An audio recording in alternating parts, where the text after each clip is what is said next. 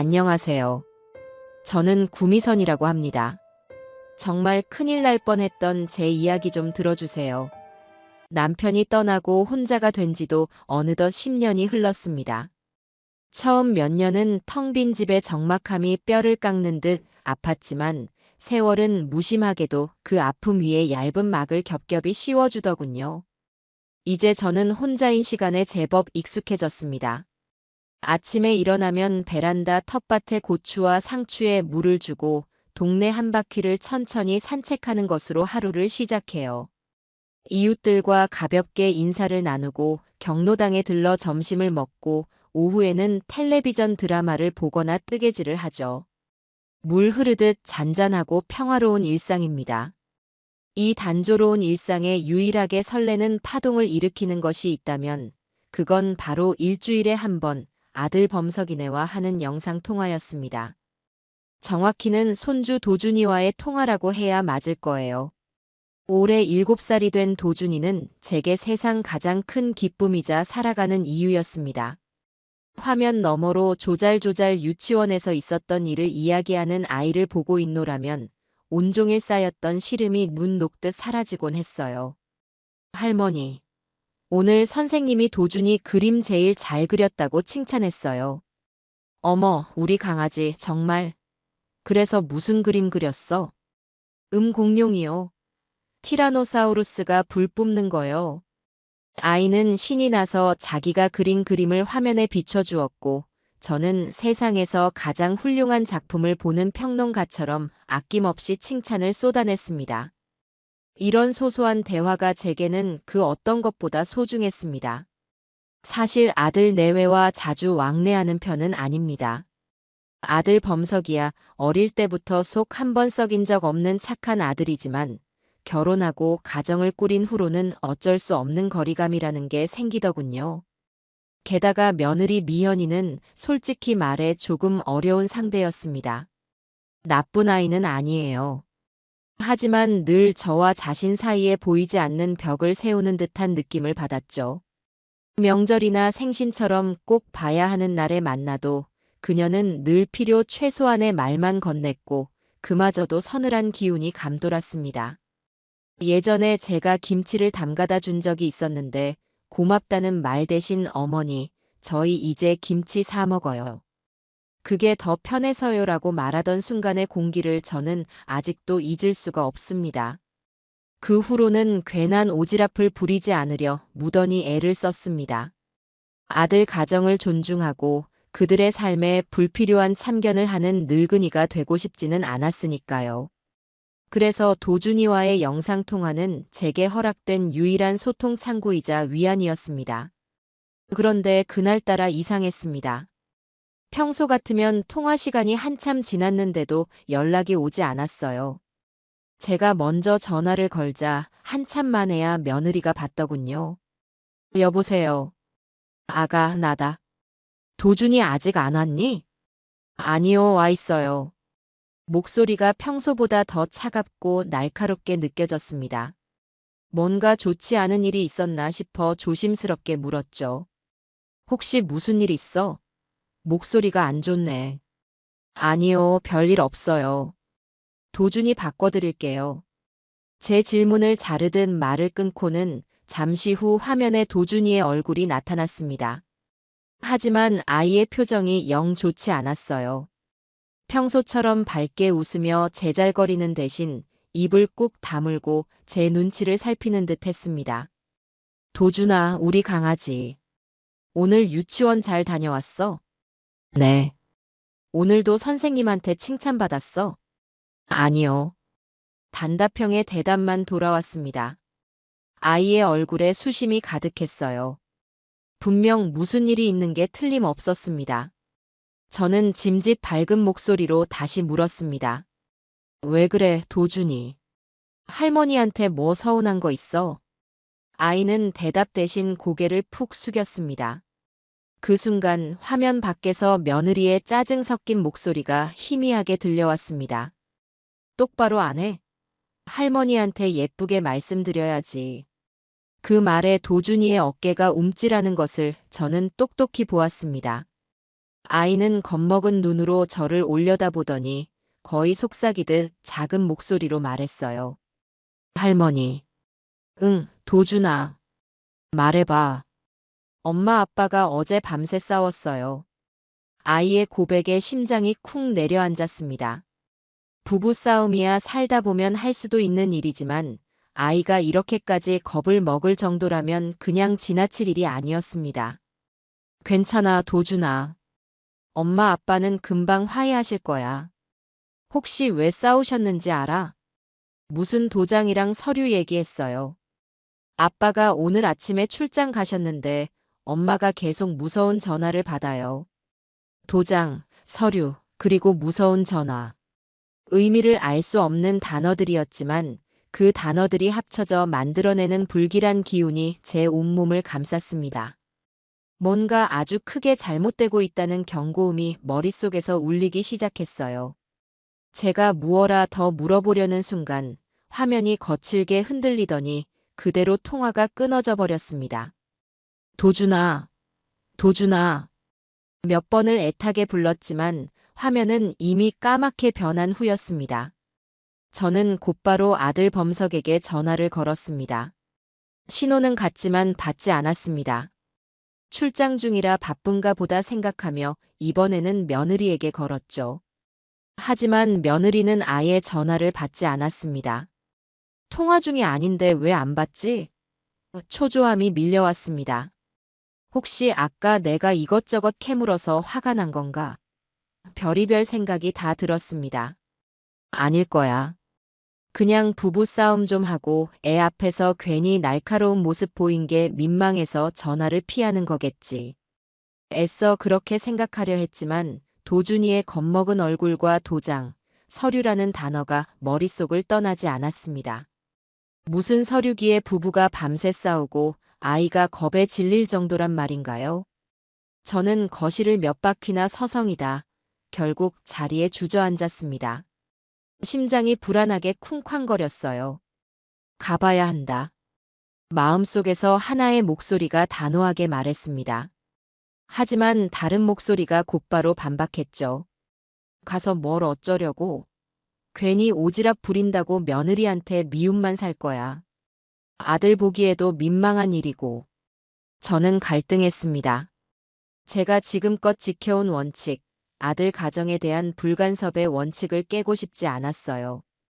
간섭이 시작되는 순간 관계는 걷잡을 수 없이 나빠질 거라는 걸 너무나 잘 알고 있었습니다. 하지만 도준이의 얼굴이 그 불안에 떨던 눈동자가 눈앞에 어른거렸습니다. 만약 정말 무슨 일이 있다면 그래서 내가 오늘 모른 척한 것을 평생 후회하게 된다면 어떡하지요? 1시간을 넘게 고민했습니다. 그동안 아들과 며느리에게는 아무런 연락도 오지 않았습니다. 그 침묵이 제 결심을 굳히게 만들었습니다. 그래, 가보자. 가서 아무 일 없으면 그냥 반찬만 전해주고 오면 되는 거다. 며느리가 싫은 소리 좀 하면 그냥 듣고 오면 그만이다. 하지만 정말 만약에 무슨 일이 있다면 내가 막아야 한다. 할미인 내가, 어미인 내가 내 새끼들을 지켜야 한다. 저는 자리에서 벌떡 일어나 부엌으로 향했습니다. 얼마 전에 담가 맛있게 익은 장아찌를 통에 담고 냉장고에 있던 밑반찬 몇 가지도 꺼내 담았습니다. 최대한 자연스러운 방문처럼 보여야 했어요. 반찬통을 가방에 넣고 옷을 갈아입었습니다. 밖으로 나서자 차가운 저녁 공기가 확 끼쳐왔습니다. 버스를 타고 아들 집으로 향하는 내내 창밖 풍경은 눈에 들어오지 않았습니다. 제 머릿속은 온통 아들 내외와 도준이에 대한 걱정으로 가득 차 있었죠. 아들이 결혼하고 분가할 때 혹시 모를 비상 상황에 쓰라며 저에게 현관 비밀번호를 알려주었습니다. 아이가 아프거나 둘 다 연락이 안 되는 위급한 순간에 사용하라는 뜻이었죠. 물론 저는 지난 몇 년간 단 한 번도 그 비밀번호를 누를 생각을 해본 적이 없습니다. 그것은 아들 부부의 사적인 공간을 침범하지 않겠다는 저와의 약속이자 그들을 향한 제 나름의 존중이었으니까요. 하지만 오늘 저는 어쩌면 그 약속을 깨야 할지도 모른다는 예감에 사로잡혔습니다. 부디 제발 아무 일도 없기를. 제가 괜한 기우로 늙은이의 노파심을 부린 것이기를. 버스에서 내려 아들의 아파트 단지로 걸어 들어가는 내내 저는 마음속으로 수백 번도 더 기도했습니다. 아들의 아파트 앞에 선 저는 잠시 숨을 골랐습니다. 익숙한 15층 건물이지만 오늘따라 낯선 거인의 얼굴처럼 위압적으로 저를 내려다보는 것 같았어요. 입구의 공동 현관 앞에서 잠시 망설였습니다. 안으로 들어서는 젊은 부부와 아이를 보며 나도 한때는 저렇게 평범한 방문객이었지 하는 씁쓸한 생각이 스쳤습니다. 지금 제가 하려는 일은 명백한 월권이자 침범이었습니다. 며느리 미현이가 알면 기절초풍할 노릇이었죠. 하지만 도준이의 겁먹은 목소리, 도장과 서류라는 이해할 수 없는 단어들이 제 발목을 붙잡고 놓아주지 않았습니다. 저는 결국 다른 입주민을 따라 안으로 발을 들였습니다. 엘리베이터의 차가운 금속 버튼을 누르고 12층 숫자에 불이 들어오는 것을 보았습니다. 숫자가 하나씩 올라갈 때마다 심장도 함께 쿵, 쿵 하고 무겁게 내려앉는 기분이었어요. 1층, 2층, 3층 짧은 시간이 영원처럼 길게 느껴졌습니다. 지금이라도 돌아갈까? 이건 너무 나가는 거야. 아들이 알면 실망할지도 몰라. 머릿속에서 이성과 감성이 치열하게 다투었습니다. 하지만 엘리베이터 문이 열리고 아들의 집 현관문이 눈앞에 나타난 순간 저는 이미 돌이킬 수 없는 강을 건넜다는 것을 직감했습니다. 복도는 이상할 만큼 조용했습니다. 이웃집에서 간간히 들려오던 아이들 웃음소리나 텔레비전 소리도 오늘따라 들리지 않았어요. 아들의 집 1203호. 깔끔한 갈색 현관문 위에는 아들 부부와 도준이가 함께 찍은 작은 가족사진 액자가 걸려 있었습니다. 활짝 웃는 세 사람의 모습이 오늘따라 비현실적으로 보였습니다. 저는 그 사진을 한참 동안 바라보다 이내 결심을 굳혔습니다. 우선 초인종을 눌렀습니다. 딩동댕동, 청아한 멜로디가 울려 퍼졌지만 안에서는 아무런 대답도 없었습니다. 혹시 소리를 못 들었을까 싶어 다시 한번, 이번에는 조금 더 길게 눌렀습니다. 역시나 마찬가지였어요. 저는 현관문에 바싹 귀를 대보았습니다. 안에서 무언가 소리가 들리는지 확인하고 싶었죠. 하지만 아무 소리도 들리지 않았습니다. 완벽한 정적. 오히려 그 정적이 제 불안감을 더욱 증폭시켰습니다. 집안에 사람이 없다면 이렇게 조용할 리가 없어요. 냉장고 돌아가는 소리라도 희미하게 들려야 정상이었습니다. 마치 누군가 숨을 죽이고 있는 것처럼 부자연스러운 침묵이 문 안쪽에 웅크리고 있었습니다. 도준이는 분명 엄마가 집에 있다고 했습니다. 그렇다면 며느리는 왜 문을 열어주지 않는 걸까요? 제가 온 것을 알면서도 모른 척하는 것일까요? 아니면 정말 무슨 일이 생긴 걸까요? 최악의 상상들이 꼬리에 꼬리를 물고 피어올랐습니다. 심장이 터질 것처럼 두근거렸어요. 비밀번호. 마침내 저는 마지막 수단을 떠올렸습니다. 아들 범석이가 제게 이 번호를 알려주던 날이 생생하게 기억납니다. 이사한 집 정리를 도와주고 돌아가려던 제게 아들은 현관문 앞에서 잠시 저를 붙잡았습니다. 어머니, 잠깐만요. 이거요. 범석이는 제 손에 자신의 집 현관 비밀번호가 적힌 작은 메모지를 쥐어주었습니다. 이게 뭐냐? 저희 집 비밀번호예요. 혹시 저희 둘 다 출장 가고 도준이 혼자 있거나 무슨 급한 일 생겼는데 저희가 전화 안 되면 꼭 이걸로 들어오세요. 아셨죠? 저는 그때 손사래를 쳤습니다. 됐다. 내가 너희 집에 불쑥 들어갈 일이 뭐가 있겠니? 이건 너희들 공간인데. 하지만 아들은 완강했습니다. 그래도요. 사람 일은 모르는 거잖아요. 어머니가 알고 계셔야 저도 마음이 편해요. 미현이한테는 제가 잘 말해둘게요. 그렇게 떠밀리듯 알게 된 번호였습니다. 저는 그 메모지를 지갑 깊숙한 곳에 넣어두고 한 번도 꺼내본 적이 없었습니다. 그 번호를 누르는 것은 아들과의 약속을 깨는 것이자 며느리의 영역을 무단으로 침범하는 행위였으니까요. 하지만 지금은 아들이 말한 바로 그 무슨 급한 일이 생긴 것만 같았습니다. 저는 떨리는 손을 들어 디지털 도어록의 덮개를 열었습니다. 차가운 플라스틱의 감촉이 손끝을 통해 심장까지 전해지는 듯 했어요. 심호흡을 한 번 하고 기억 속의 숫자들을 하나씩 눌렀습니다. 삑삑삑 소리와 함께 짧은 멜로디가 울리고 철컥 하는 소리와 함께 육중한 현관문이 열렸습니다. 실례한다. 저는 누구에게랄 것도 없이 작은 목소리로 중얼거리며 안으로 들어섰습니다. 현관에 들어서자 익숙하면서도 낯선 공기가 저를 맞았습니다. 며느리가 좋아하는 라벤더 향 방향제 냄새와 그 밑에 희미하게 깔린 무언가 차갑고 날카로운 긴장감의 냄새. 저는 신발을 벗고 조심스럽게 안으로 발을 들였습니다. 미연아 있니? 도준이는? 나지막이 불러보았지만 역시나 대답은 없었습니다. 집 안은 의외로 깔끔하게 정돈되어 있었어요. 거실 바닥에는 먼지 하나 없었고 소파 위의 쿠션은 방금 정리한 듯 각이 잡혀 있었습니다. 어질러져 있거나 싸운 흔적이라도 있을 거라 생각했는데 예상과는 전혀 다른 풍경이었죠. 오히려 지나치게 깔끔해서 더 부자연스러운 느낌이었습니다. 마치 누군가에게 보여주기 위해 급하게 정돈한 것처럼요. 저는 거실을 가로질러 주방으로 향했습니다. 식탁 위에 무언가 서류 뭉치가 놓여 있는 것이 보였기 때문입니다. 처음에는 그저 관리비 고지서나 광고지 같은 것이겠거니 했습니다. 하지만 가까이 다가갈수록 그것들이 평범한 우편물이 아니라는 것을 알 수 있었습니다. 두툼한 서류 뭉치는 여러 종류의 문서들로 이루어져 있었어요. 가장 위에 있는 것은 어느 시중은행의 로고가 선명하게 박힌 대출 신청서였습니다. 저는 저도 모르게 마른 침을 삼켰습니다. 대출? 얘들이 왜 대출을? 저는 조심스럽게 서류를 집어들었습니다. 채무자 칸에 적힌 이름은 분명 제 아들 김범석이었습니다.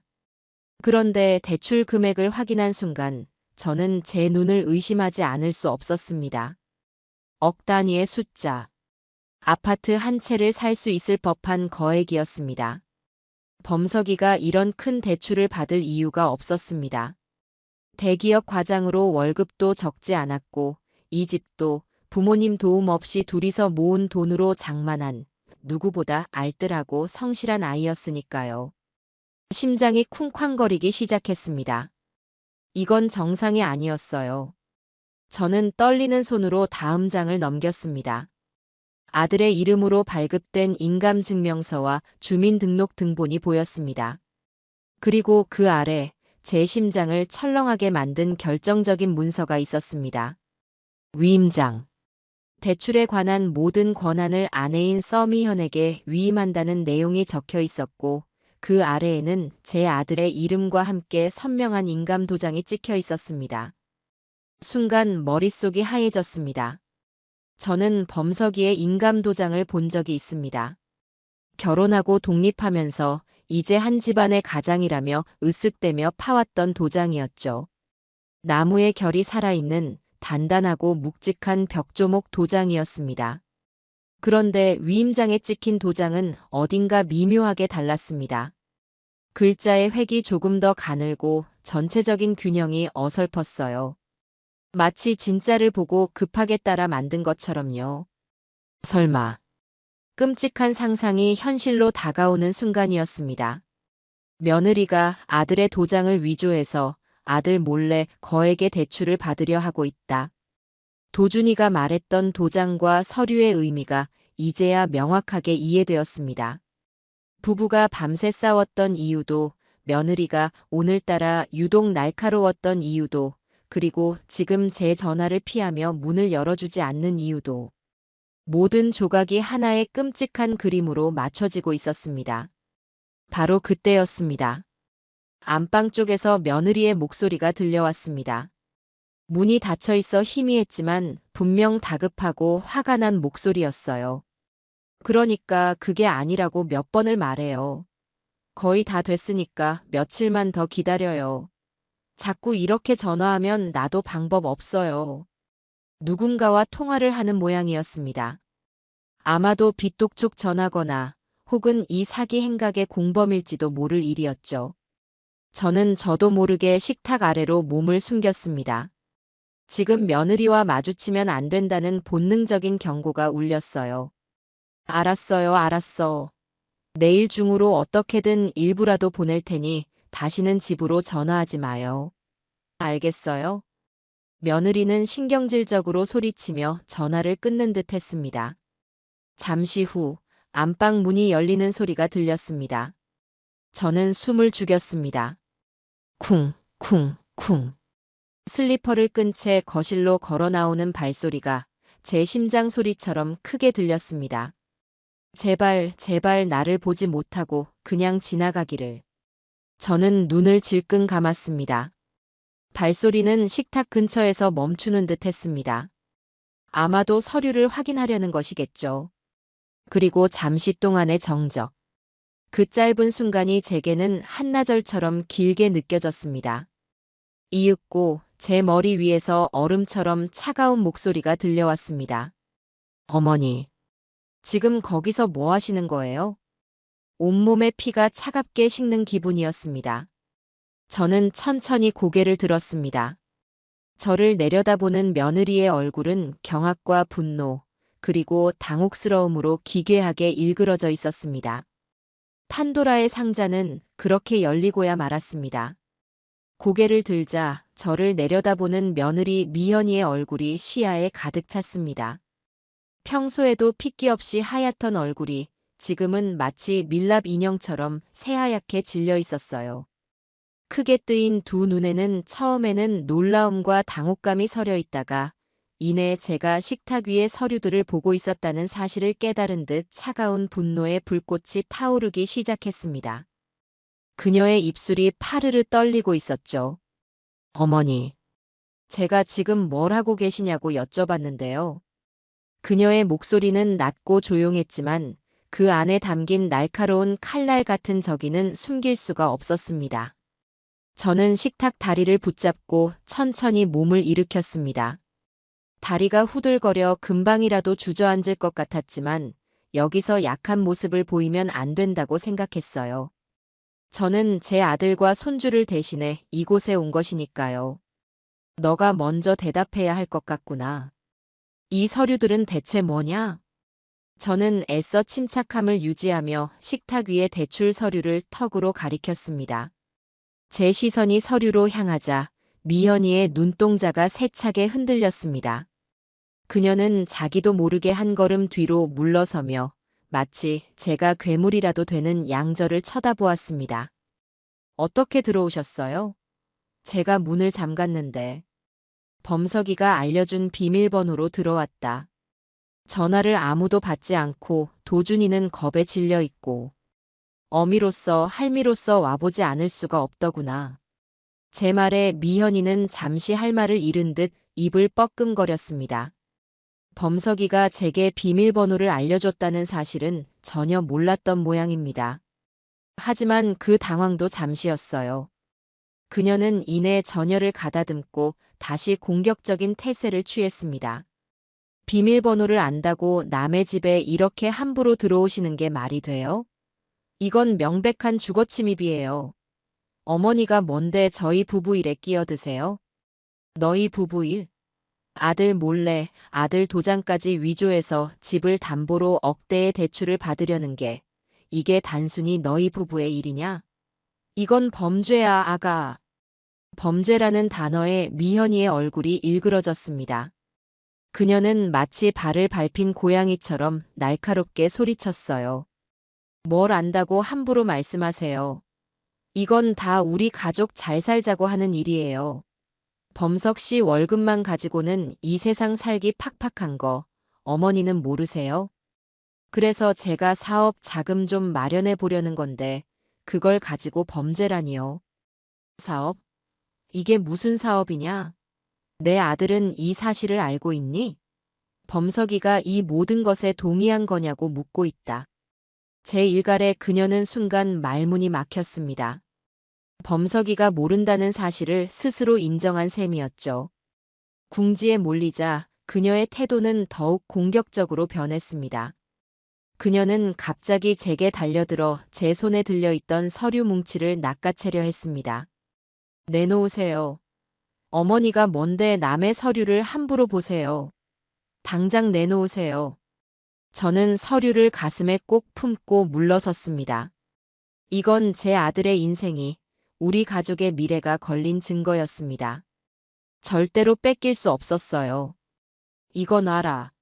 내가 지금 무슨 짓을 하고 있는지 정말 모르는 거냐? 모르긴 뭘 몰라요. 언제나 이런 식이었죠, 어머니는. 항상 범석 씨 뒤에 숨어서 저를 감시하고 통제하려고 하셨잖아요. 이제는 하다 집에 몰래 숨어 들어와서 물건까지 뒤져요. 미현이는 제 팔을 잡고 서류를 뺏기 위해 거칠게 흔들었습니다. 저는 비틀거리면서도 서류 뭉치를 놓지 않으려 안간 힘을 썼습니다. 그 순간 방 안에서 자고 있던 도준이가 깬 것인지 엄마 하고 우는 소리가 들려왔습니다. 그 소리에 저와 며느리의 움직임이 동시에 멈췄습니다. 하지만 그 정적도 잠시였습니다. 미현이는 이제 눈에 뵈는 것이 없는 사람처럼 보였어요. 그녀는 저를 매섭게 쏘아보더니 제게서 서류를 뺏는 것은 포기하고 다른 방법을 택했습니다. 그녀는 제게서 몇 걸음 물러나더니 갑자기 소파 위로 쓰러지듯 주저앉으며 서럽게 울기 시작했습니다. 처음에는 어이가 없어서 멍하니 그 모습을 바라보았습니다. 어머니, 어떻게 저한테 이러실 수가 있어요? 제가 뭘 그렇게 잘못했다고 집에 쳐들어와서 저를 이렇게 힘들게 하세요. 상황이 완전히 뒤바뀌는 순간이었습니다. 가해자와 피해자가 순식간에 뒤바뀌는 기가 막힌 연극이었죠. 저는 너무나 어이가 없어서 말도 나오지 않았습니다. 너 지금 뭐하는? 나가주세요. 제발 저희 집에서 나가주세요. 어머니 얼굴 더는 보고 싶지 않아요. 그녀는 눈물을 뚝뚝 흘리며 저를 원망스럽게 쳐다보았습니다. 그리고는 탁자 위에 놓여있던 자신의 휴대전화를 집어들었습니다. 저는 그녀가 무엇을 하려는지 직감하고 소리쳤습니다.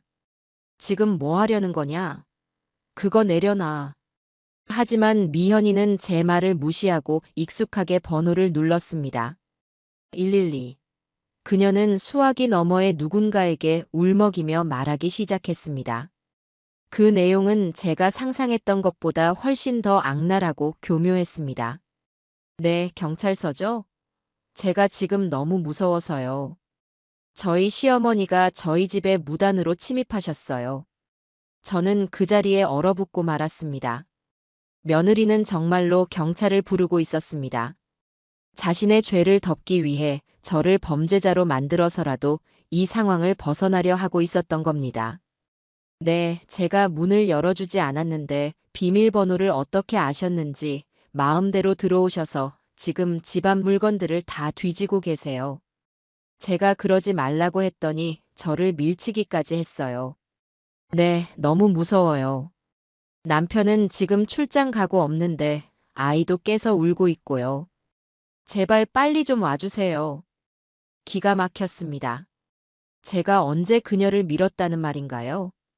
물건을 뒤진 것도 아니고 오히려 식탁 위에 버젓이 놓여있던 서류를 본 것뿐인데 그녀는 자신의 모든 죄를 제게 뒤집어 씌우고 있었습니다.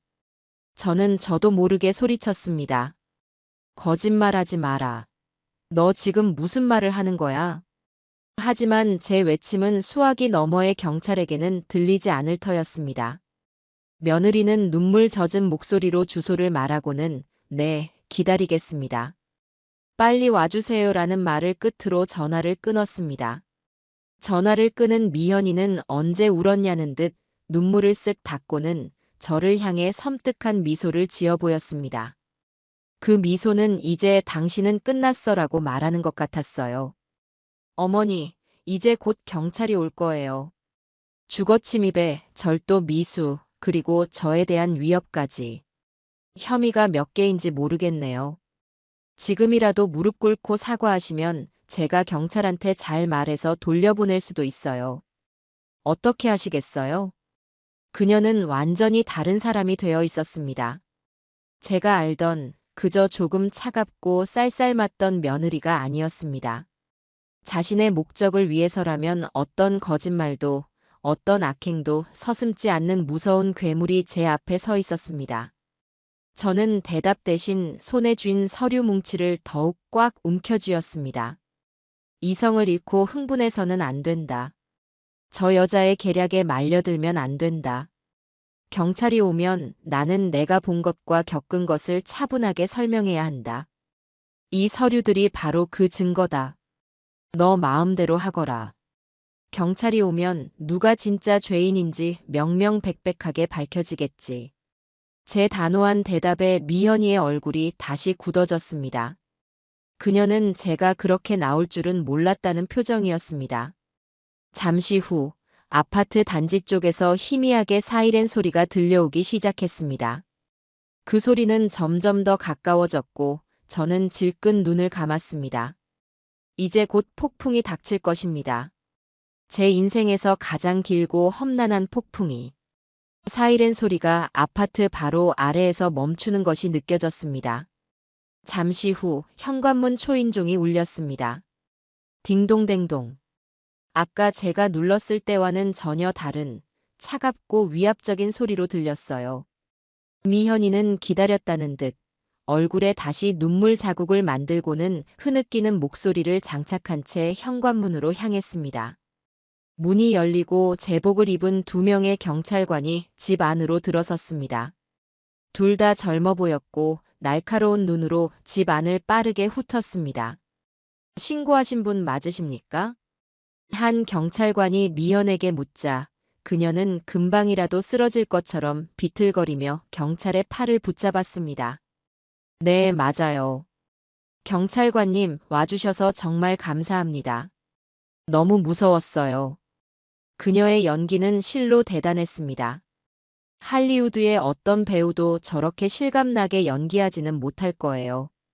그녀는 손가락으로 저를 가리키며 세상에서 가장 억울하고 상처받은 피해자의 목소리로 말했습니다. 저희 시어머니세요. 제가 문을 열어주지 않았는데 마음대로 비밀번호를 누르고 들어오셔서 집을 다 뒤지고 저한테 소리를 지르면서 제가 아끼는 물건을 훔쳐가려고 하셨어요. 경찰들의 시선이 일제히 제게로 향했습니다. 저는 그들의 눈에서 의심과 경계심을 읽을 수 있었습니다. 당연한 일이겠지요. 젊은 여성이 눈물로 호소하고 있고 저는 꼿꼿이 서서 며느리를 노려보고 있으니 누구라도 며느리의 말을 더 믿을 수밖에 없는 상황이었습니다. 저는 아무 말도 하지 않고 그저 가슴에 품고 있던 서류 뭉치를 더욱 단단히 끌어안았습니다. 어머님, 서미현 씨의 말이 사실입니까? 허락 없이 들어오신 게 맞으세요? 다른 경찰관이 제게 다가와 물었습니다. 그의 말투는 비교적 정중했지만 저를 잠재적인 피의자로 보고 있다는 것을 명확히 알 수 있었습니다. 저는 고개를 저었습니다. 허락 없이 들어온 것은 맞습니다. 하지만 도둑질을 하려거나 이 아이를 위협하러 온 것은 절대 아닙니다. 그럼 왜 들어오셨습니까? 초인종을 눌러도 대답이 없으면 그냥 돌아가셨어야죠. 경찰관님, 제가 왜 이 위험을 무릅쓰고 들어올 수밖에 없었는지 그 이유를 말씀드려도 되겠습니까? 제 차분한 태도에 경찰은 잠시 의아한 표정을 지었습니다.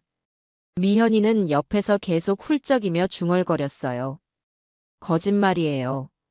저분이 지금 상황을 모면하려고 거짓말하시는 거예요. 저는 미현이의 방해에도 아랑곳하지 않고 말을 이었습니다. 오늘 오후 제 손주와 통화를 했습니다. 아이가 겁에 질려서 엄마 아빠가 도장과 서류 때문에 밤새 싸웠고 엄마가 무서운 전화를 계속 받는다고 했습니다. 걱정이 되어 전화를 했지만 아무도 받지 않았어요. 그래서 어쩔 수 없이 아들이 위급할 때 쓰라고 알려준 비밀번호를 누르고 들어오게 된 겁니다. 제 말을 듣고 있던 경찰관의 눈썹이 살짝 위로 올라갔습니다. 하지만 여전히 의심을 거두지는 않은 듯 했어요. 그래서 들어와서 뭘 보셨습니까? 식탁 위에 놓인 서류들을 보았습니다. 바로 이 서류들입니다. 저는 품고 있던 서류 뭉치를 꺼내 경찰관에게 내밀었습니다. 미현이가 기겁하며 소리쳤습니다. 안 돼요. 그거 제 물건이에요. 왜 남의 물건을 함부로 만져요? 미현이가 서류를 낚아채려 했지만 경찰관이 한 손으로 그녀를 막으며 다른 손으로 서류를 받아들었습니다. 서류를 넘겨받은 경찰관은 첫 장을 확인하더니 미간을 찌푸렸습니다. 그의 옆에 있던 동료 경찰관도 함께 서류를 들여다보았죠. 그들의 표정이 미세하게 변하는 것을 저는 놓치지 않았습니다.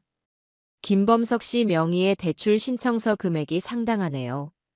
인감증명서에 위임장까지. 서류를 훑어보던 경찰관이 고개를 들어 미현이를 쳐다보았습니다. 아까 저를 볼 때와는 전혀 다른 날카롭고 서늘한 눈빛이었습니다. 서미현 씨, 이 서류들에 대해서 설명해 주시겠습니까?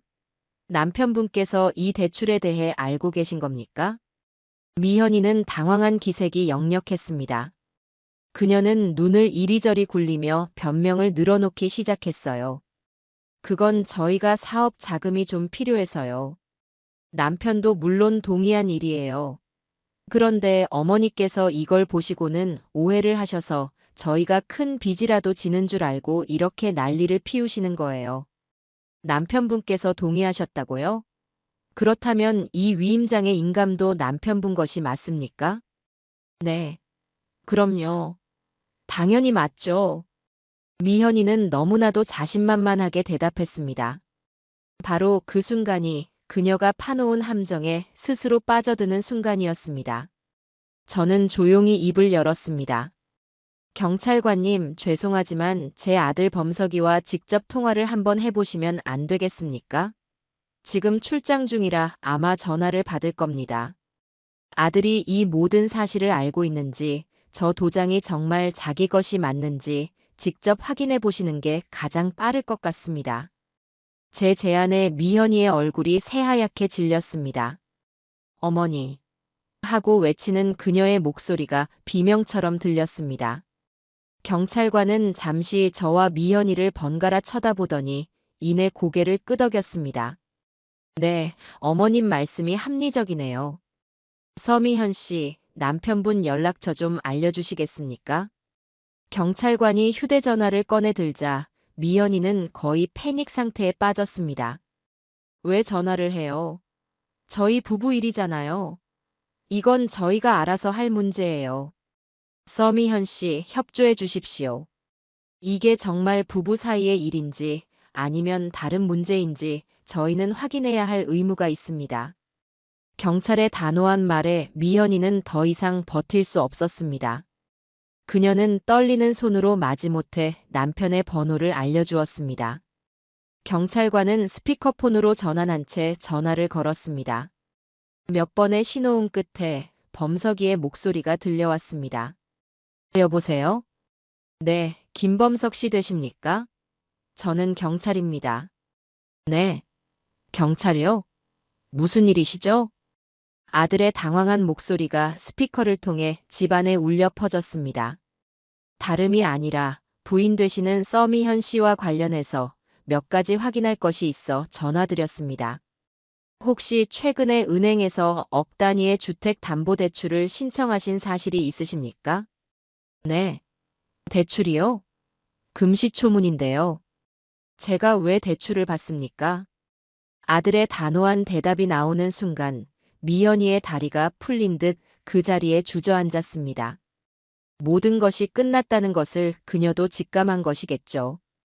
경찰관은 미연이를 한번 쳐다보고는 다시 수화기에 대고 말했습니다. 혹시 부인께 대출 관련 업무를 위임하신 적은 없으십니까? 인감도장을 맡기셨다거나요? 전혀요. 제 인감도장은 지금 제가 출장 온 곳에 가지고 있습니다. 대체 이게 다 무슨 소리입니까? 경장님, 집에 무슨 일 있습니까? 제 아내와 아들은요? 일단 진정하시고 자세한 내용은 저희가 다시 연락드리겠습니다. 경찰관은 그 말을 끝으로 전화를 끊었습니다. 집 안에는 무거운 침묵이 흘렀습니다. 경찰관은 아무 말 없이 서류 뭉치와 넋이 나간 채 바닥에 주저앉아 있는 미현이, 그리고 저를 차례로 쳐다보았습니다. 잠시 후 그가 입을 열었습니다. 그의 목소리는 아까보다 훨씬 더 낮고 엄중해져 있었습니다. 서미현 씨. 그가 미현이의 이름을 부르자 그녀의 어깨가 크게 움찔했습니다. 당신을 사문서 위조 및 동행사, 그리고 사기 미수 혐의로 긴급 체포합니다. 당신은 변호사를 선임할 권리가 있으며 변명할 기회가 있고 체포 및 구금의 적부심사를 법원에 청구할 수 있습니다. 미란다 원칙이 고지되는 동안 미연이는 아무런 말도 하지 못했습니다. 아니, 무슨 말을 해야 할지조차 잊어버린 사람처럼 보였어요. 경찰관이 다가가 그녀의 팔에 수갑을 채우려는 순간 그제야 정신이 든 듯 그녀가 비명을 지르며 발버둥 치기 시작했습니다. 싫어. 이거나. 내가 뭘 잘못했는데. 난 아무 잘못 없어. 다 저 여자 때문이야. 저 늙은이가 우리 가정을 망치려고 하는 거라고요. 여보세요. 경찰관님. 그녀의 처절한 외침은 그러나 아무런 소용이 없었습니다. 철컥 하는 차가운 소리와 함께 그녀의 손목에 은색 수갑이 채워졌습니다. 불과 10분 전까지만 해도 저를 범죄자로 몰아세우며 의기양양하게 웃던 그녀는 이제 초라한 범죄자가 되어 경찰의 손에 이끌려 집 밖으로 끌려나갔습니다. 집 안에 홀로 남겨진 저는 다리에 힘이 풀려 그 자리에 스르르 주저앉았습니다. 길고 길었던 폭풍이 그렇게 지나가고 있었습니다. 며느리 미현이가 경찰의 손에 이끌려 사라진 현관문이 닫히고 저는 한참 동안이나 그 자리에 주저앉아 있었습니다. 쿵 하고 닫힌 육중한 문소리는 마치 제 인생의 한막이 내렸음을 알리는 것만 같았어요. 집 안에는 갑자기 무거운 침묵이 내려앉았습니다. 조금 전까지 세 사람이 뒤엉켜 내뱉던 고성과 비명, 사이렌 소리가 모두 거짓말이었던 것처럼 세상은 부자연스러울 정도로 고요했습니다.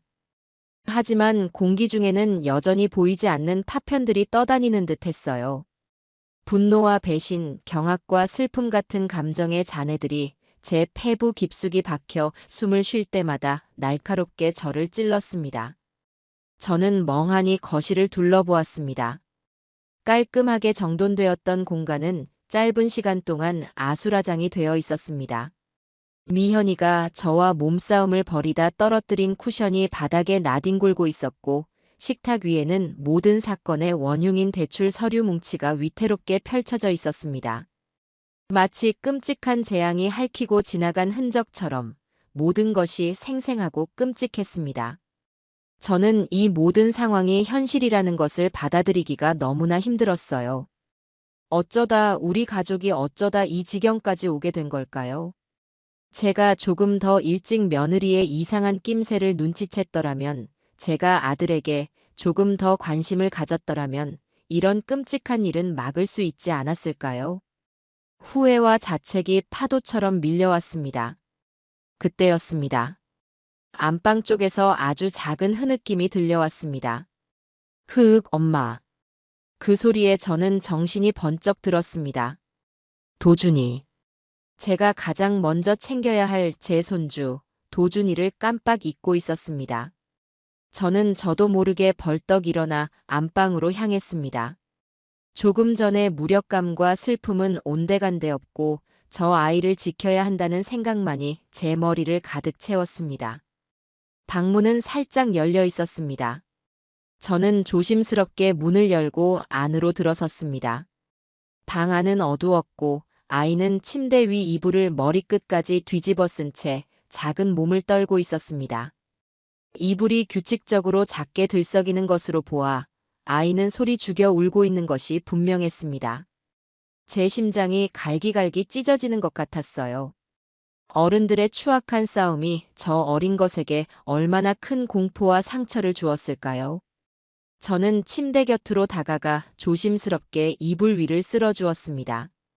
도준아, 할미다. 제 목소리에 아이의 움직임이 순간 멈칫했습니다. 잠시 후 이불 속에서 작은 목소리가 새어나왔습니다. 할머니? 응, 우리 강아지. 할미 여기 있어. 이제 괜찮아. 저는 이불을 살짝 걷어냈습니다. 눈물과 땀으로 흠뻑 젖은 아이의 얼굴이 나타났습니다. 두 눈은 토끼처럼 새빨갛게 충혈되어 있었고 겁에 질린 표정으로 저를 올려다보고 있었어요. 아이는 저를 보자마자 와락 달려들어 제 목을 끌어안았습니다. 할머니, 무서웠어. 엄마가 경찰 아저씨랑 같이 갔어. 어디 갔어? 아이는 제 품에 얼굴을 묻고 엉엉 울기 시작했습니다. 저는 아이의 작고 여린 등을 쓸어주며 이 상황을 어떻게 설명해야 할지 막막한 심정이었습니다. 하지만 피할 수는 없는 일이었죠. 거짓말로 아이를 안심시킬 수도 없었습니다. 도준아, 잘 들어. 엄마는 지금 잠깐 어디 좀 가셨어. 경찰 아저씨랑 같이 가서 잘못한 게 있는지 없는지 이야기 좀 나누고 오실 거야. 잘못한 거? 엄마가 뭘 잘못했는데? 그건 어른들의 일이란다. 아주 복잡한 일이라서 할미가 지금 다 설명해 주기는 어려워. 하지만 도준아, 이것만은 꼭 알아둬. 도준이가 뭘 잘못해서 그런 건 절대 아니야. 이건 모두 어른들 잘못이지. 우리 도준이는 아무 잘못 없어. 알겠지?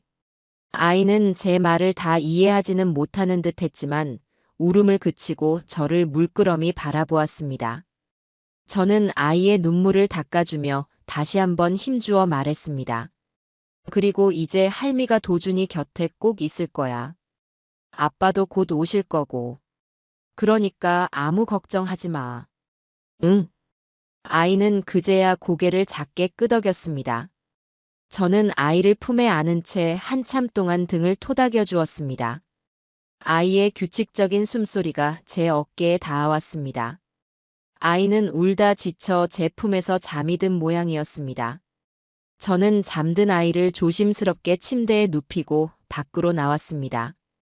이제 앞으로 어떻게 해야 할지 생각해야 했습니다. 우선 아들에게 전화를 걸어 이 모든 상황을 알려야 했죠. 그리고 이곳에 더 이상 머물 수는 없었습니다.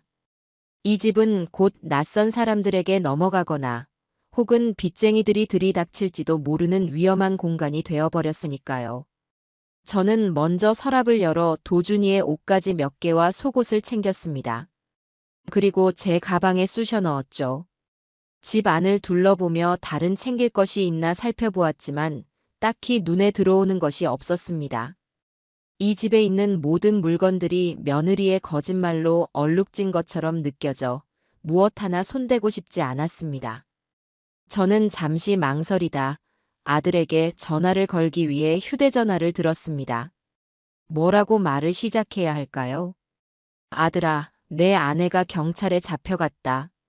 이렇게 끔찍한 말을 제 입으로 전해야 한다는 사실이 너무나 고통스러웠습니다. 하지만 언제까지고 미룰 수는 없는 일이었죠. 저는 심호흡을 한번 하고 아들의 번호를 눌렀습니다. 어머니, 무슨 일 있으세요? 아까 경찰서에서 전화 오고 나서 계속 전화드렸는데 안 받으셔서. 전화가 연결되자마자 아들의 걱정 가득한 목소리가 터져 나왔습니다. 저는 잠시 목이 메어 말을 잇지 못했습니다. 범서가.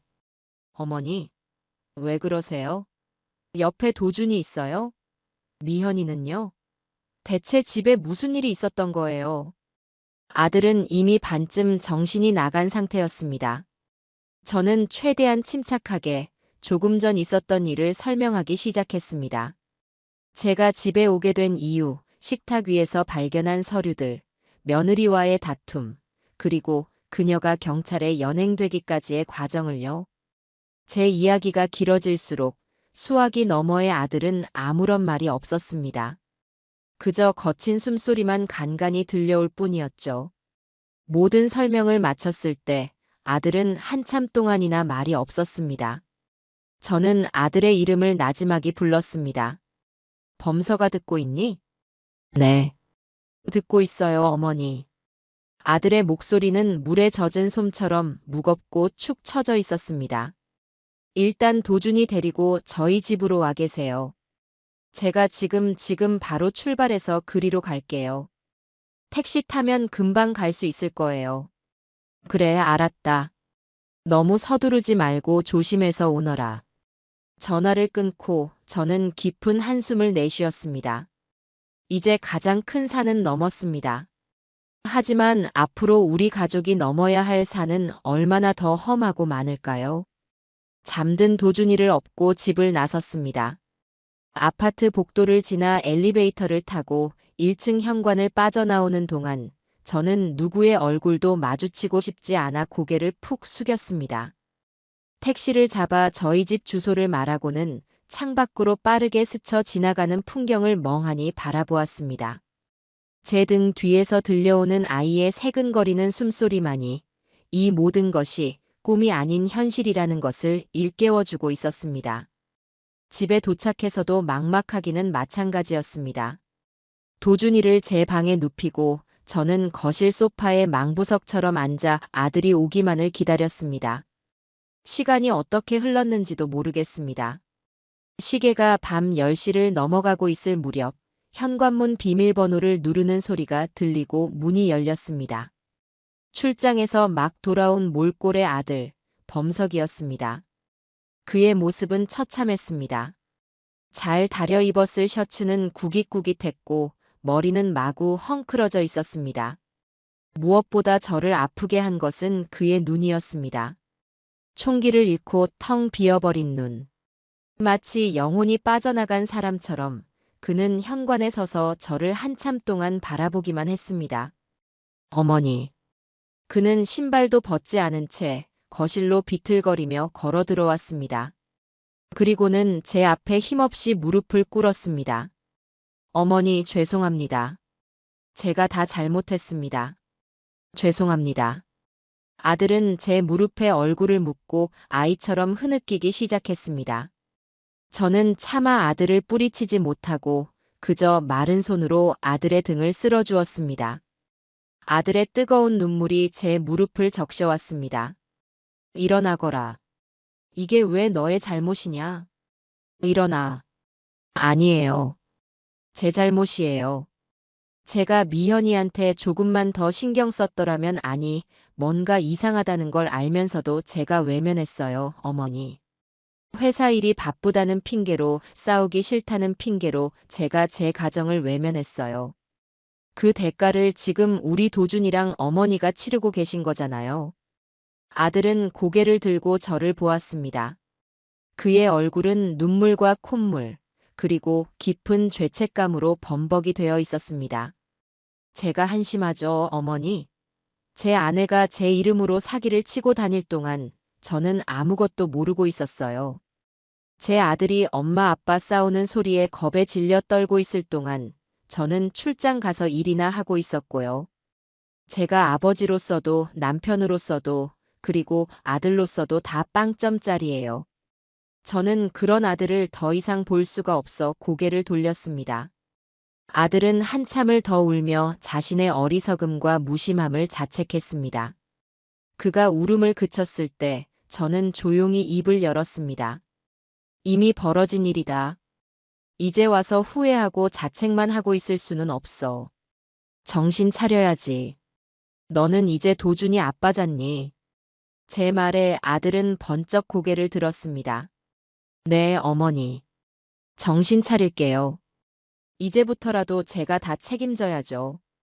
우선 도준이는 제가 제대로 돌볼 수 있을 때까지 어머니가 좀 돌봐주세요.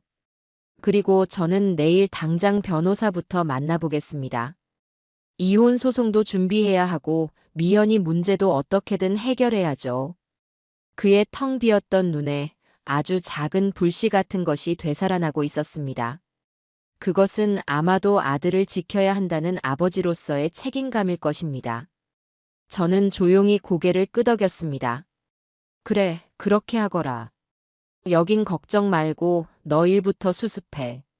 나도 도준이 옆에서 내가 할 수 있는 모든 것을 다 할 테니. 그날 밤 아들은 도준이가 자는 방에 작은 이불을 깔고 옆에 누웠습니다. 저는 잠든 두 사람의 모습을 한참 동안이나 지켜보았습니다. 폭풍은 모든 것을 앗아간 것 같았지만 제게는 아직 지켜야 할 아들과 손주가 남아 있었습니다. 저는 결코 여기서 무너질 수 없다고 다시 한번 굳게 다짐하며 길고 길었던 하루를 마무리했습니다. 다음 날 아침은 낯선 풍경으로 시작되었습니다. 제 작은 집 부엌에서 아들 범석이가 서툰 솜씨로 아침 식사를 준비하고 있었어요. 평생 부엌일이라고는 해본 적 없는 아이가 달걀 프라이를 하겠다며 프라이팬 앞에서 쩔쩔매는 모습이 안쓰러우면서도 한편으로는 대견했습니다. 어젯밤의 절망 속에서도 그는 어떻게든 아버지의 역할을 해내려 애쓰고 있었습니다. 어머니, 제가 할게요. 앉아 계세요. 제가 부엌으로 들어서자 아들이 손사래를 쳤습니다. 저는 아무 말 없이 식탁에 앉아 그런 아들의 뒷모습을 바라보았습니다. 모양은 엉망이었지만 아들이 차려준 아침을 먹는 것은 참으로 오랜만이었습니다. 도준이는 아직 잠에서 깨지 않았는지 방은 조용했습니다. 식사를 마친 후 아들은 결심한 듯 말했습니다. 어머니, 경찰서에 좀 다녀와야 할 것 같아요. 제가 피해자이니 가서 정식으로 고소장도 접수하고 진술도 해야 한다고 합니다. 어머니께서도 참고인으로 같이 가주실 수 있으세요? 그래, 당연히 가야지. 같이 가마. 우리는 잠든 도준이를 이웃집 할머니에게 잠시만 부탁하고 함께 경찰서로 향했습니다. 다시는 오고 싶지 않았던 곳이었지만 피할 수 없는 현실이었습니다. 경찰서의 차가운 공기와 소독약 냄새는 여전히 저를 불편하게 만들었습니다. 우리를 담당하는 형사는 40대 중반쯤 되어 보이는 피곤한 기색이 역력한 남자였습니다. 그는 우리를 조사실로 안내하고는 밤새 추가로 파악된 사실들을 설명해주기 시작했습니다. 그리고 그 내용은 제가 상상했던 것보다 훨씬 더 충격적이었습니다. 어제 서미현 씨를 조사했습니다. 처음에는 계속 혐의를 부인하다가 김범석 씨와 통화한 내용과 증거 자료들을 보여주자 결국 일부 시인했습니다. 형사는 서류철을 넘기며 말했습니다. 그런데 이게 단순히 한 건의 대출 사기 미수로 끝날 일이 아닌 것 같습니다. 저희가 서미현 씨의 금융거래 내역을 조회해보니 이미 여러 대부업체와 사채업자들에게 거액의 빚을 지고 있는 상태였습니다. 신용카드도 여러 개를 돌려막고 있었고요. 아마 김범석 씨 명의로 받으려던 대출금은 그 빚들을 막기 위한 마지막 발악이었던 것으로 보입니다. 아들은 입술을 깨물었습니다.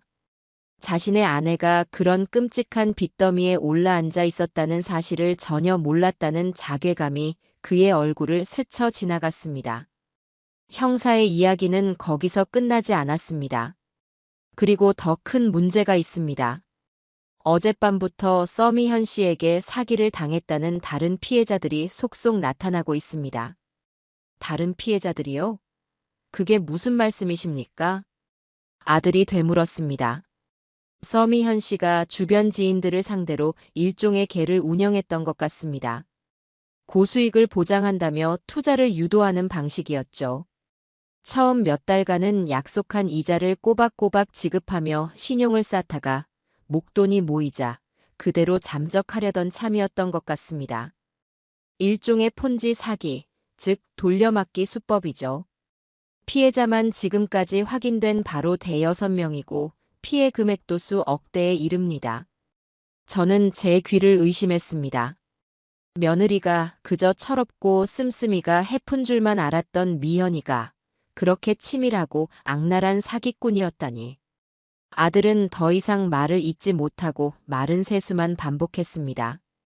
자신이 지난 몇 년간 함께 살아온 사람이 완전히 모르는 사람이었다는 사실을 깨닫는 듯 했습니다. 그 배신감의 깊이를 저는 감히 짐작조차 할 수 없었습니다. 형사는 마지막으로 결정적인 한 방을 날렸습니다. 혹시 처가 쪽과는 연락해 보셨습니까? 아직입니다. 한번 해보시는 게 좋을 겁니다. 저희가 파악한 바로는 서미현 씨의 친정어머니, 그러니까 김범석 씨의 장모님 계좌로도 수차례 거액이 오고 간 흔적이 발견되었습니다. 어쩌면 이번 사기 행각에 대해 알고 있었거나 혹은 공범일 가능성도 배제할 수 없습니다. 경찰서를 나오는 아들의 걸음은 천근만근처럼 무거워 보였습니다. 그는 경찰서 앞 벤치에 주저앉아 한참 동안이나 하늘만 쳐다보았습니다. 저는 아무 말 없이 그저 아들의 옆을 지켰습니다. 지금 그 어떤 위로의 말도 아들의 귀에는 들리지 않을 테니까요. 한참의 침묵 끝에 아들은 떨리는 손으로 장모에게 전화를 걸었습니다. 몇 번의 신호음 끝에 상대방이 전화를 받았습니다. 아들은 스피커폰으로 통화 내용을 들려주었습니다. 장모님, 저 범석입니다. 아, 김서방. 웬일인가? 장모의 목소리는 태연했습니다. 아직 아무것도 모르는 듯한 목소리였죠. 미현이 혹시 연락됐습니까? 미현이? 아니, 어제부터 연락이 안 되던데. 출장 간 자네한테 가 있는 거 아닌가? 뻔뻔한 거짓말이었습니다. 아들의 얼굴이 차갑게 굳어졌습니다. 장모님, 저한테까지 거짓말하지 마십시오. 미현이 어제 사기 혐의로 경찰에 체포됐습니다. 뭐라고? 체포? 그게 무슨 소린가, 김서방. 장모는 정말로 몰랐다는 듯 경악한 목소리로 소리쳤습니다. 하지만 아들은 더 이상 속지 않았습니다. 미현이가 제 도장을 위조해서 대출을 받으려 했고 주변 사람들 돈 수억 원을 떼먹고 도망치려 했습니다. 이 사실 정말 모르셨습니까? 장모님 통장으로 미현이가 보낸 돈이 몇 번이나 들어왔던데 그것도 모르셨습니까? 아들의 추궁에 장모는 잠시 말이 없었습니다. 잠시 후 그녀의 목소리는 아까와는 전혀 다른 날카롭고 원망 섞인 톤으로 바뀌어 있었습니다. 그래서 지금 자네는 내 딸이 사기꾼이고 이 어미가 공범이라는 말을 하고 싶은 건가? 제가 묻는 말에나 대답하십시오. 아셨습니까? 모르셨습니까? 알았다. 알았으면 어쩔 건가? 내 딸이 사업하다가 좀 힘들어서 사정이 어려워서 그런 걸 가지고 그걸 남편이라는 자가 감싸주지는 못할 망정 경찰에 신고해서 앞길을 막아. 자네가 조금만 더 능력이 있었어 봐. 내 딸이 그렇게까지 했겠나. 적반하장도 유분수지. 저는 더 이상 듣고 있을 수가 없어 아들의 전화기를 뺏어들 뻔했습니다. 모든 잘못을 아들의 탓으로 돌리는 그 뻔뻔함에 피가 거꾸로 솟았습니다. 아들은 더 이상 아무런 대답도 하지 않았습니다. 그는 그저 허하고 기가 막힌 웃음을 터뜨리더니 말없이 전화를 끊어버렸습니다. 어머니, 이제 다 끝난 것 같아요. 아들이 저를 보며 말했습니다. 그의 눈에는 더 이상 눈물도 분노도 남아있지 않았습니다. 모든 것을 포기한 사람처럼 텅 비어 있었습니다. 사랑도 결혼도 그리고 인간에 대한 믿음도 다 끝났어요. 그날 저녁 아들은 집에 돌아와 컴퓨터 앞에 앉았습니다. 그는 자신의 공인인증서로 로그인해서 아내의 이름으로 생성된 모든 금융거래 내역과 대출 현황을 확인하기 시작했습니다. 화면에 떠오르는 빚의 액수는 우리의 상상을 초월했습니다.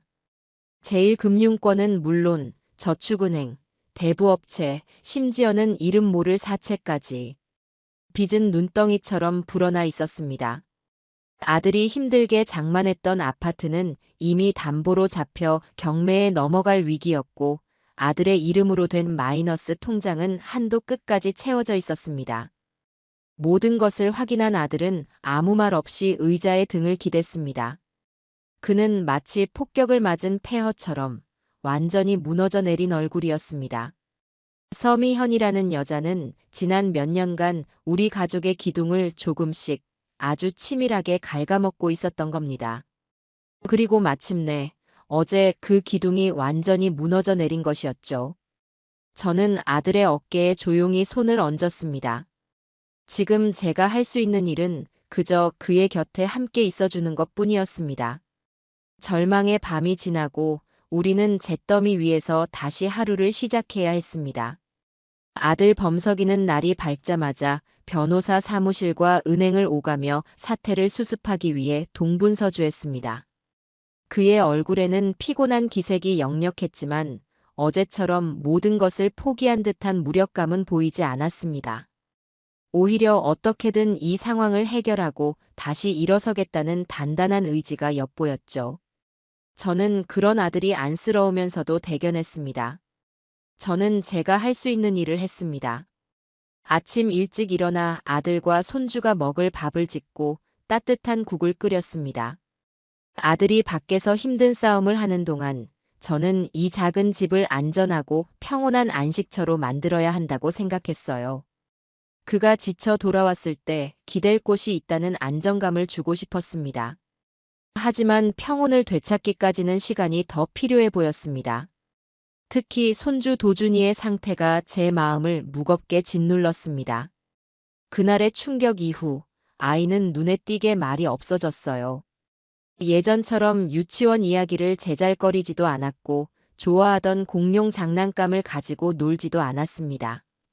그저 멍하니 창밖을 보거나 제 꽁무니만 졸졸 따라다닐 뿐이었죠. 밤에는 잠을 자다가 몇 번씩 경기를 하듯 깨어나 울기도 했습니다. 아이의 마음이 깊은 병을 앓고 있다는 신호였습니다. 하루는 제가 도준이에게 스케치북과 크레파스를 주며 그림을 그려보라고 했습니다. 아이의 마음속을 조금이라도 들여다보고 싶었기 때문입니다. 도준이는 한참을 망설이다 스케치북에 무언가를 그리기 시작했습니다. 한참 후 아이는 다 그렸다며 제게 스케치북을 내밀었습니다. 그림 속에는 세 사람이 손을 잡고 서 있었습니다. 아빠와 할머니, 그리고 자기 자신이었습니다. 그런데 그림 한쪽 구석에 검은색 크레파스로 마구 긁어 지워버린 듯한 형체가 있었습니다. 저는 그것이 무엇인지 물어볼 필요도 없이 알 수 있었어요. 엄마의 자리였습니다. 도준아, 이건 왜 이렇게 칠했어? 제 조심스러운 물음에 아이는 아무 대답 없이 고개만 푹 숙였습니다. 그러더니 이내 눈물을 뚝뚝 흘리기 시작했어요. 저는 아이를 끌어안고 등을 쓸어주었습니다. 아이는 말하지 않았지만 저는 알 수 있었습니다. 엄마에 대한 그리움과 원망, 그리고 혼란스러움이 저 작은 아이의 마음속에서 뒤엉켜 폭풍처럼 휘몰아치고 있다는 것을요. 그날 저녁, 저는 퇴근하고 돌아온 아들에게 도준이의 그림을 보여주었습니다. 그림을 본 아들의 얼굴은 침통하게 굳어졌습니다.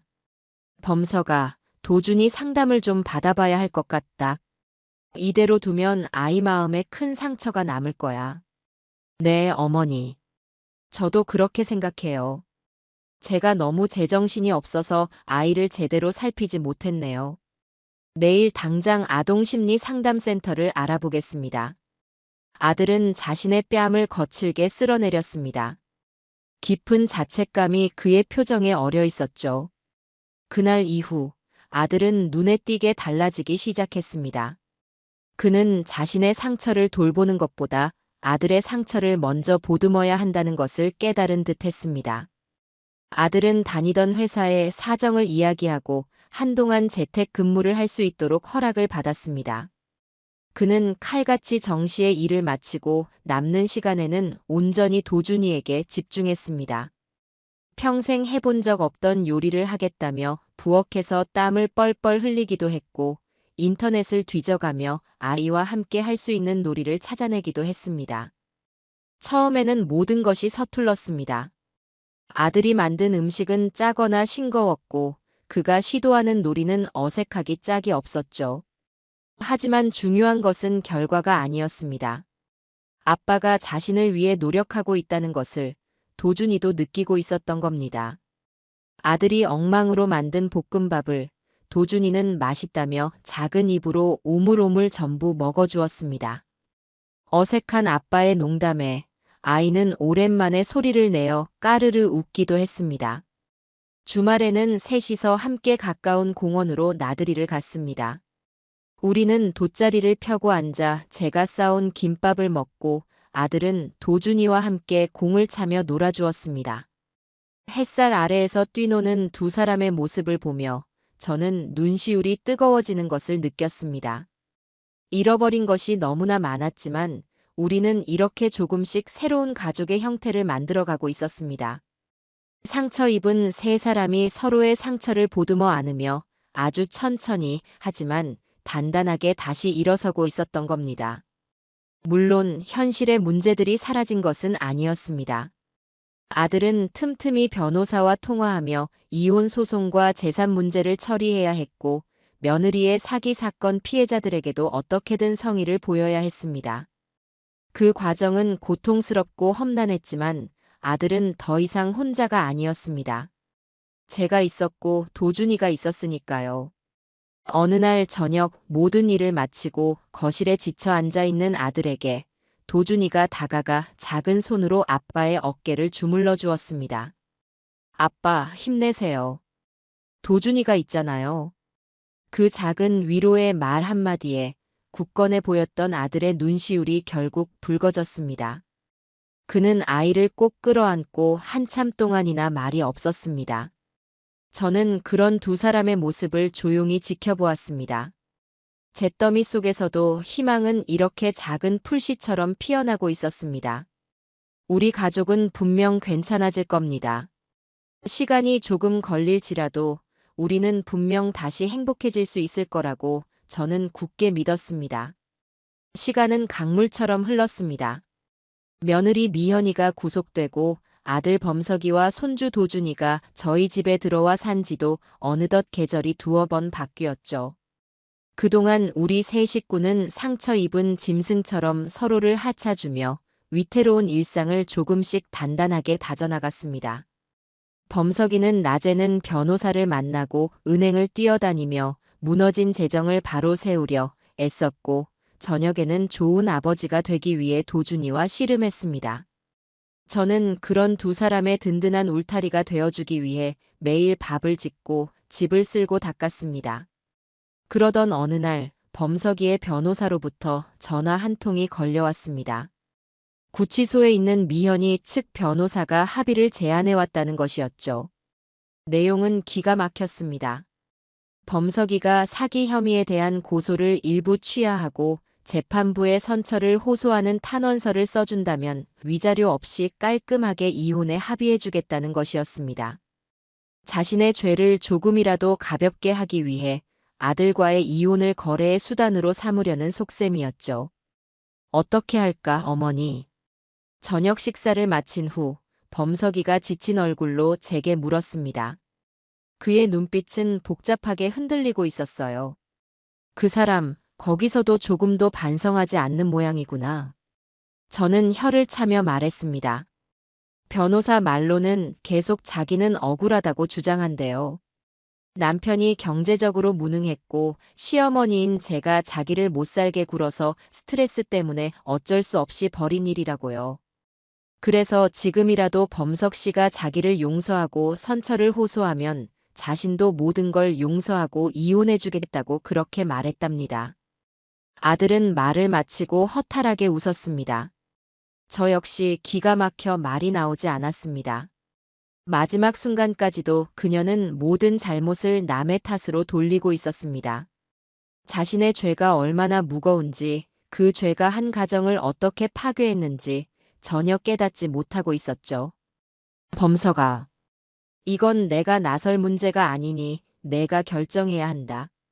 하지만 이것 하나만은 말해주고 싶구나. 용서는 진심으로 자기 잘못을 뉘우치는 사람에게 하는 것이지, 저렇게 마지막까지 남 탓을 하며 책임을 회피하려는 사람에게 베푸는 동정이 아니야.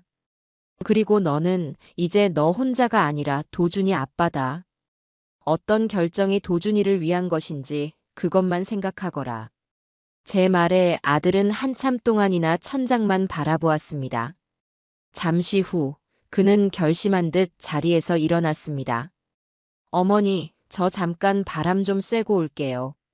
아들은 현관을 나섰고 저는 아무 말 없이 아들의 뒷모습을 바라보았습니다. 1시간쯤 지났을까 아들이 돌아왔습니다.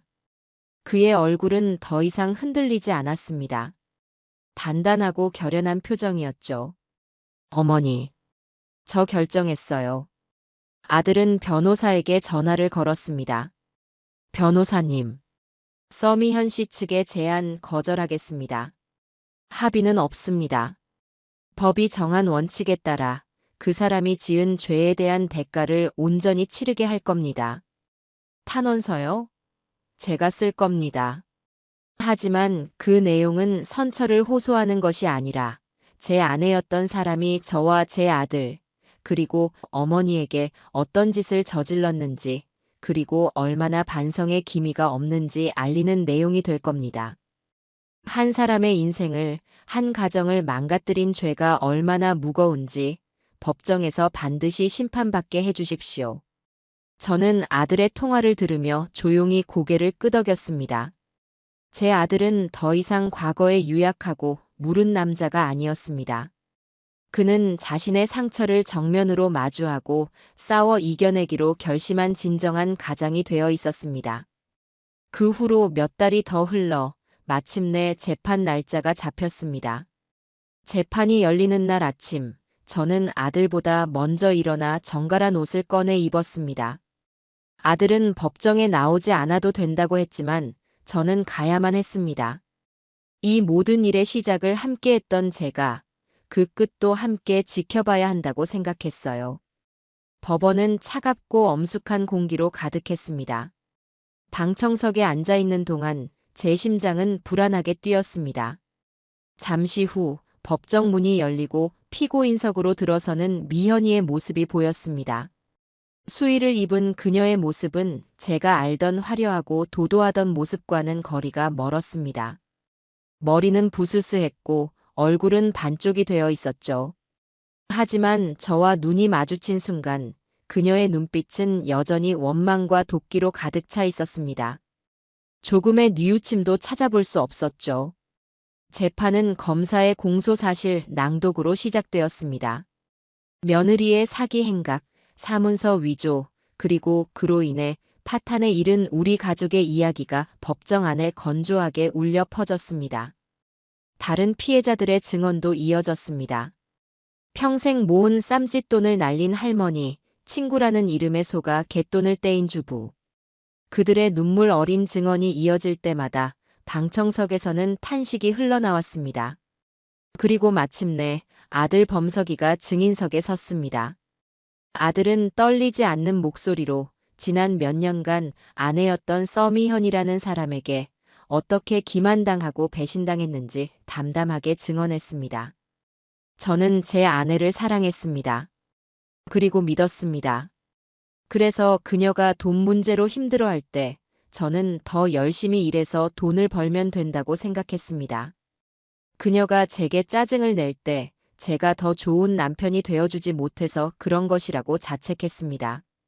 하지만 그 모든 것이 거짓이었습니다. 그녀는 제 믿음을 이용해 제 뒤에서 빚을 쌓아가고 있었고 제 명의를 도용해 사기를 치고 있었습니다. 제가 일에 빠져 가정을 등한시했던 잘못, 물론 있습니다. 하지만 그것이 한 사람의 인생을 통째로 파괴할 권리를 주는 것은 아닙니다. 아들은 잠시 말을 멈추고 피고인석에 앉은 미현이를 똑바로 쳐다보았습니다. 무엇보다 저는 저 사람을 용서할 수 없습니다. 제 아들, 도준이 때문입니다. 제 아들은 엄마와 아빠가 싸우는 소리에 밤새 공포에 떨어야 했고, 이제는 엄마의 얼굴을 그림에서 지워버리는 아이가 되었습니다. 저 사람은 제 아들에게서 평온한 유년 시절을 앗아갔습니다. 그 어떤 것으로도 보상할 수 없는 상처를 준 겁니다. 존경하는 재판장님, 부디 법이 허용하는 가장 엄중한 처벌을 내려주시어 정의가 살아있다는 것을 보여주시길 바랍니다. 아들의 증언이 끝나자 법정은 물을 끼얹은 듯 조용해졌습니다. 미현이는 고개를 푹 숙인 채 아무런 말도 하지 못했습니다. 그녀의 변호사가 몇 가지 변명을 늘어놓았지만 이미 기울어진 재판의 흐름을 되돌릴 수는 없었습니다. 마침내 최종 판결이 내려지는 날이 왔습니다. 재판장은 판결문을 읽어 내려가기 시작했습니다. 피고인 서미현. 피고인은 남편과 자식, 그리고 주변인들의 신뢰를 악용하여 계획적이고 반복적으로 사기 범죄를 저질렀으며 그로 인해 다수의 피해자에게 막대한 재산상의 손해와 회복하기 어려운 정신적 고통을 안겨주었다. 그럼에도 피고인은 자신의 잘못을 뉘우치기는커녕 모든 책임을 주변 환경과 피해자에게 전가하는 등 죄질이 극히 불량하다. 이에 본 재판부는 피고인에게 사회로부터의 장기적인 격리가 불가피하다고 판단, 피고인 서미연을 징역 7년에 처한다. 땅, 땅, 땅. 재판장의 의사봉 소리가 법정 안에 울려 퍼지는 순간 미연이는 무너져 내렸습니다. 아니야. 내가 뭘 그렇게 잘못했는데. 그녀는 교도관들에게 끌려나가면서까지 악을 쓰며 발버둥 쳤습니다. 저는 그 모습을 보며 통쾌함보다는 깊은 허무함과 슬픔을 느꼈습니다. 한때는 제 며느리였고 제 손주의 엄마였던 한 인간의 비참한 종말이었습니다. 법정을 나오는 아들의 얼굴은 담담했습니다. 우리는 아무 말 없이 법원 계단을 내려왔습니다. 눈부신 햇살이 우리의 얼굴 위로 쏟아졌습니다. 길고 길었던 어둠의 터널이 마침내 끝이 난 것 같았습니다. 아들이 저를 보며 나지막이 말했습니다. 어머니, 이제 다 끝났어요. 저는 말없이 아들의 손을 꼭 잡아주었습니다. 끝이 아니었습니다. 이제 새로운 시작이었습니다. 상처 입은 우리 가족의 진짜 삶은 바로 오늘부터 시작되는 것이었으니까요. 재판이 끝나고 1년이라는 시간이 흘렀습니다. 강산이 한 번 변한다는 10년에 비하면 짧은 시간이지만 우리 가족에게 지난 1년은 그보다 더 길고 많은 변화를 가져다 준 시간이었습니다. 우리는 더 이상 과거의 상처에 얽매여 고통스러워하지 않았습니다. 대신 현재의 소소한 행복을 가꾸고 미래를 이야기하며 하루하루를 채워나갔습니다. 가장 큰 변화는 우리의 보금자리였습니다. 미현이가 남긴 빚을 청산하기 위해 아들은 결국 예전의 아파트를 처분해야 했습니다. 우리는 한동안 제 작은 집에서 셋이 함께 살다가 몇 달 전 범석이의 회사 근처에 있는 작은 빌라로 이사를 했습니다. 예전 아파트의 절반도 안 되는 크기의 소박한 공간이었지만 그곳은 그 어떤 대궐보다도 따뜻하고 아늑한 우리만의 성이었습니다. 현관문을 열고 들어서면 가장 먼저 보이는 것은 냉장고에 조르르 붙어있는 도준이의 그림들이었습니다. 이제 8살 초등학교 1학년이 된 도준이는 학교에서 그린 그림들을 매일같이 가져와 자랑스럽게 붙여놓곤 했죠. 그림 속에는 언제나 세 사람이 환하게 웃고 있었습니다. 아빠와 할머니, 그리고 자기 자신. 더 이상 검은색으로 지워진 엄마의 자리는 없었습니다. 아침 풍경도 완전히 달라졌습니다. 예전 같으면 출근 준비로 정신 없었을 범석이는 이제 저보다 먼저 일어나 부엌에서 아침을 준비했습니다. 토스트를 굽고 달걀 프라이를 하는 솜씨도 제법 능숙해졌어요. 우리는 식탁에 둘러앉아 그날의 날씨나 학교 준비물 같은 시시콜콜한 이야기를 나누며 아침을 먹었습니다. 별것 아닌 풍경이었지만 제게는 세상 그 어떤 진수성찬보다 값진 시간이었습니다. 다녀오겠습니다. 범석이는 도준이의 손을 잡고 집을 나섰습니다. 아들은 매일 아침 아이를 학교까지 데려다 주는 것을 자신의 가장 중요한 일과로 삼았죠.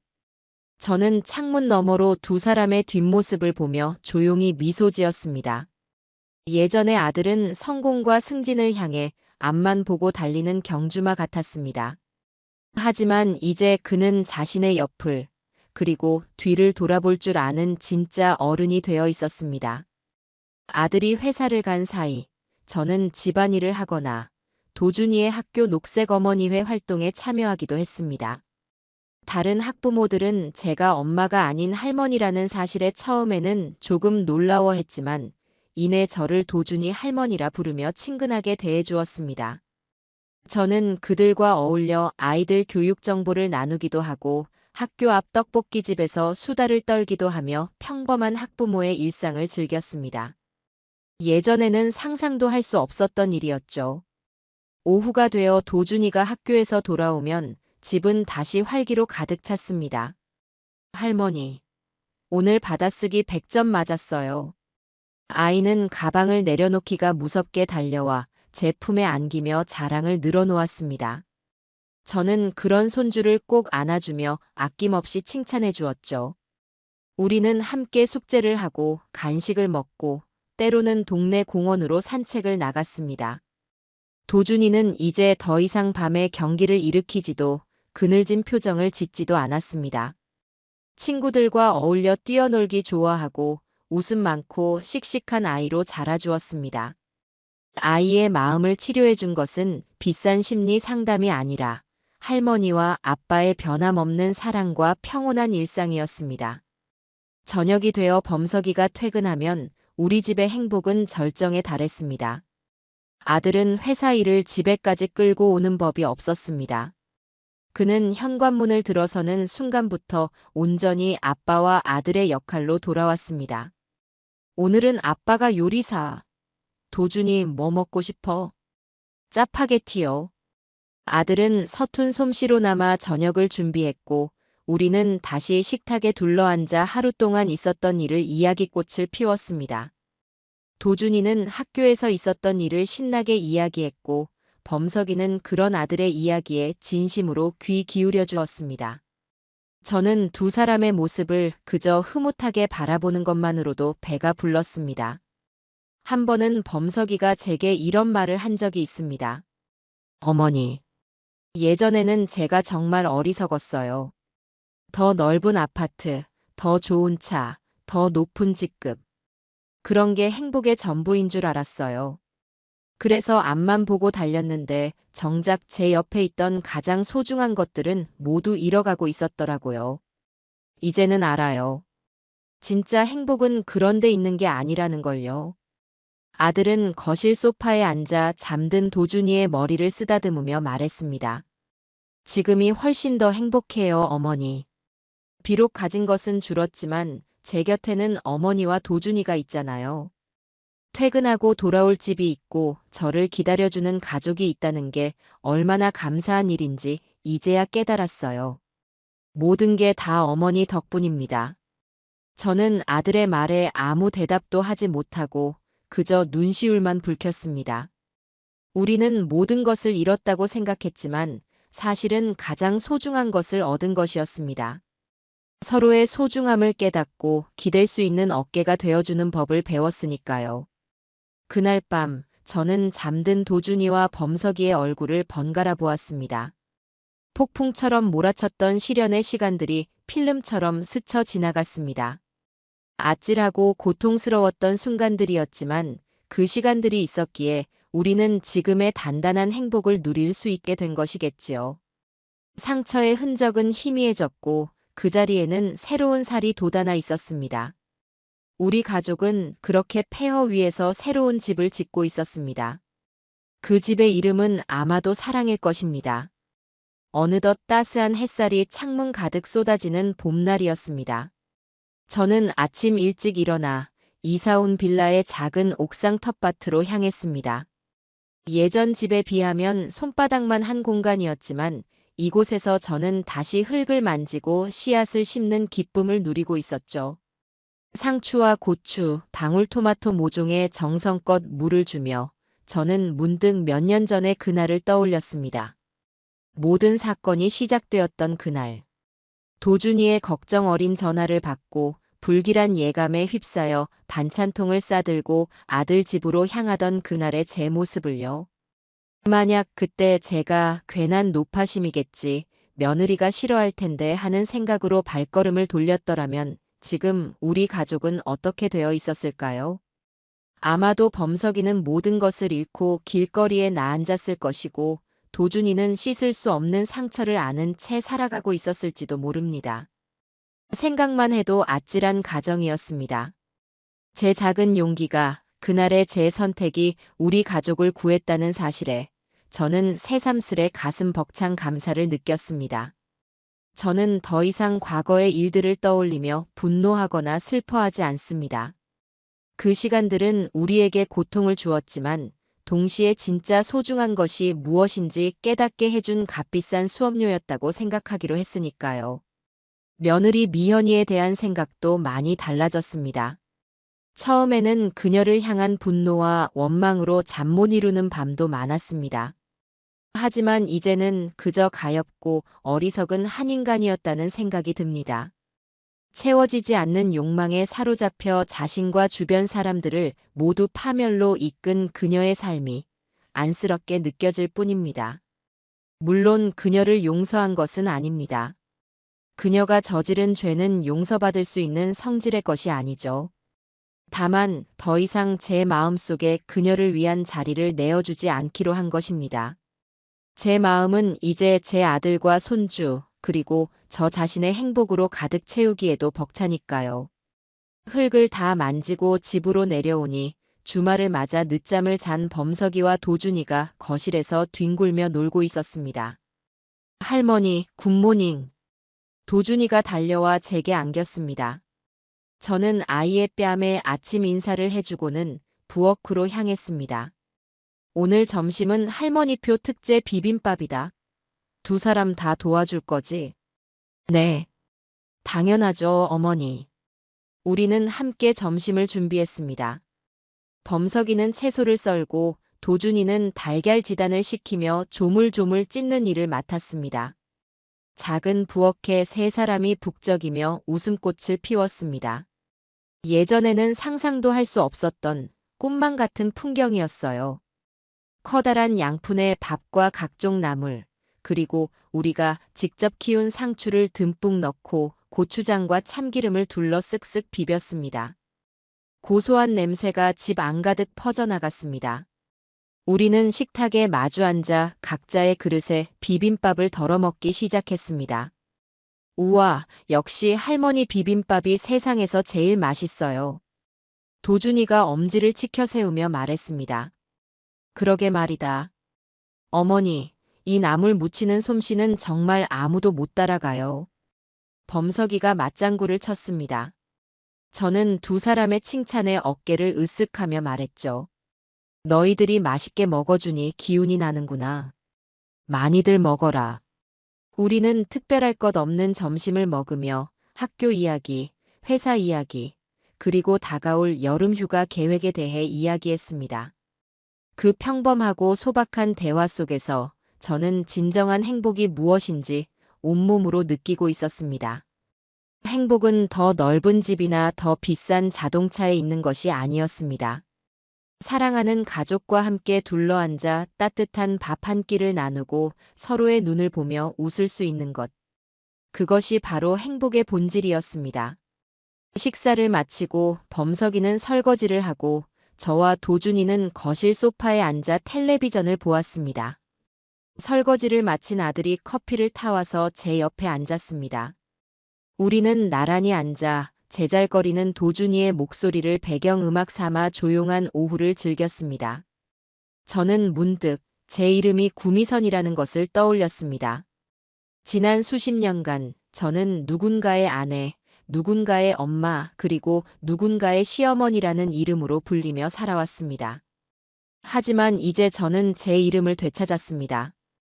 위기에 처한 가족을 지켜낸 강인한 할머니이자 아들의 든든한 버팀목이며 무엇보다 제 자신의 삶을 주체적으로 살아가는 행복한 노인 구미선으로 살아가고 있습니다. 비바람이 모든 것을 휩쓸고 지나간 자리에 우리는 더 단단하게 뿌리내리고 있었습니다. 그날 제가 아들의 집 현관문 앞에서 눌렀던 것은 단순한 비밀번호가 아니었습니다. 그것은 닫혀있던 우리 가족의 마음을 열고 거짓과 불행의 사슬을 끊어낸 희망의 시작이었습니다. 그리고 저는 그 희망을 지켜낸 제 자신이 무척이나 자랑스럽습니다. 창밖으로 들어오는 따스한 봄 햇살을 맞으며 저는 조용히 미소 지었습니다. 우리 가족의 진짜 봄은 이제 막 시작되고 있었으니까요.